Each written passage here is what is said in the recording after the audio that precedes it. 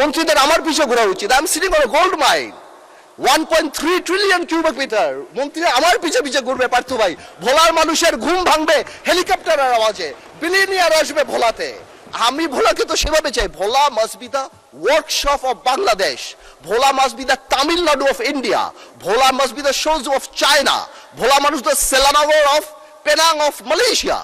মানে স্পিকার, আমি আমার এলাকা নিয়ে কিছু কথা বলি, ভেরি ইম্পর্টেন্ট ভোলা নিয়ে কথা বলা। মানে স্পিকার, হাফিজ সাহেব থাকলে রিলেট করতো, উনি ভোলার মানুষ। মানে স্পিকার, একটা বাড়ি, সরি হাফিজ সাহেবকে, সরি স্পিকার সাহেব, thank you, so sorry, so sorry. আমি শিওর আপনি চিনেন ওনাকে, বাট আমার বলাটা ভুল হয়েছে। Understand, we are member of parliament, thank you. আচ্ছা, আমি বলতে চাচ্ছিলাম একটা বাড়িতে যদি তিনটা বাচ্চা কাচ্চা থাকে বা তিনজন বাচ্চা থাকে, তিনজন সন্তান থাকে, আর একজন সন্তান যদি অঙ্কে ভালো হয়, বাবা মা তার জন্য একটা এক্সট্রা টিচার দেয়। তার মানে এই না বাবা মা অন্য কাউকে অপছন্দ করে, বাট ওই মেরিটটাকে সম্মান করে। মানে স্পিকার, আমার ভোলাতে 1.3 ট্রিলিয়ন কিউবিক মিটার গ্যাস আছে। আমাকে একটু অঙ্কের টিচারের মতো আলাদা করে দেখা উচিত, because I am intelligent and I have the capacity to become a doctor or engineer in future. আমি গ্যাসে পরিপূর্ণ, আপনি আমাকে ভ্যালু করেন। আজকে ভোলা ব্রিজ, আজকে আমি মন্ত্রীদের পিছে পিছে ঘুরি, কাউকে বলে আমাকে একটা এয়ারপোর্ট দেন, কাউকে বলে আমি একটা তেল দেয়, কাউকে বলি আমাকে একটু এয়ারপোর্ট করে দেন, আমাকে বিশ্ববিদ্যালয় এবং আমার ভোলা ব্রিজ সেতু। অনেকেই এটা কনফিউশন যে এই বাজেটের মধ্যে কেন ভোলা বরিশাল সেতুর কথা আসলো না। আমি মনে হয় কয়েকবার আমার সেতু মন্ত্রী সাহেবকে ফোন করেছি, জানতে চেষ্টা করেছি, উনি আমাকে আশ্বস্ত করেছে ডিপিপি অনুমোদন হবে, তারপর G2G অথবা পিপি আদল হবে। বা এটা কবে হবে আমি জানতে চাচ্ছি। এয়ারপোর্ট আমি ভোলাবাসীর জন্য ঢাকা আসার জন্য চাচ্ছি না, বিকজ ওয়ান্স এই ইনফ্রাস্ট্রাকচার, যে নদী ভাঙানোর জন্য আমাদের আলী সাহেবের পিছে ঘুরি, মন্ত্রীদের আমার পিছে ঘোরা উচিত। I am sitting on gold mine, 1.3 trillion cubic metre. মন্ত্রী আমার পিছে পিছে ঘুরবে পার্থ ভাই। ভোলার মানুষের ঘুম ভাঙবে হেলিকপ্টারের আওয়াজে, বিলিয়নিয়ার আসবে ভোলাতে।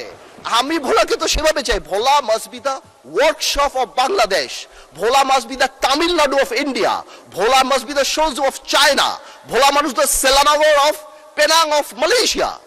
আপনারা ভোলাকে আলাদা ভোলা ডেভেলপমেন্ট কমিটি করেন। আমার হাসপাতালের জন্য ভোলার জন্য ঘুরতে হচ্ছে, আমার একটা এয়ারপোর্ট তো সম্ভবই না, আমার বলে দিচ্ছে টাকা পয়সা নাই।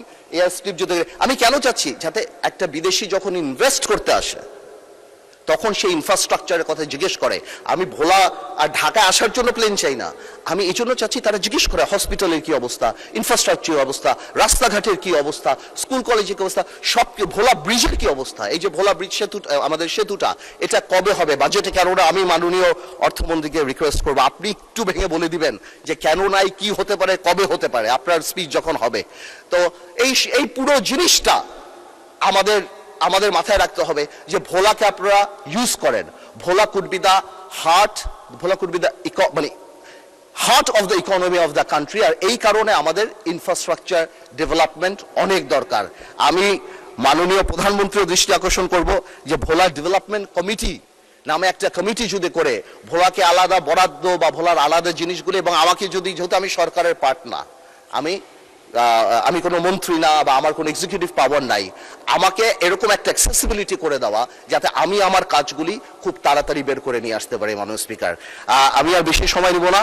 আমি আবার সরকারকে এবং বিশেষ করে মাননীয় প্রধানমন্ত্রীকে ধন্যবাদ জানাই এবং আমি কংগ্রাচুলেট করি। এবং আমরা দেশবাসী এবং আমরা সবাই বসে আছি যে এই চুক্তির ডিটেইলসগুলি আমরা ইনশাল্লাহ কবে জানবো, যাতে করে আমরা ডিটেইলস আলাপ করতে পারবো। আপনাদের সবাইকে ধন্যবাদ।